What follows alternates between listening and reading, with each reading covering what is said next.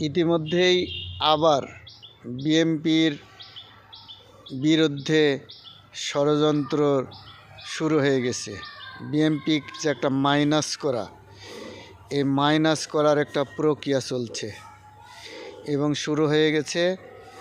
তাই আপনারা সবাই সজাগ হন এবং একজোট হন, একতা হন। সম্ভবত খুব তাড়াতাড়ি এই নিয়ে আবার মাঠে নামতে হবে। আর এটা বিএনপি বুঝতে পেরেছে। আর বুঝতে পারার মানেই হচ্ছে অর্ধেকটা সমস্যার সমাধান করা এবং সমাধান হওয়া। তাই সবাই সজাগ থাকুন এবং প্রস্তুত থাকুন।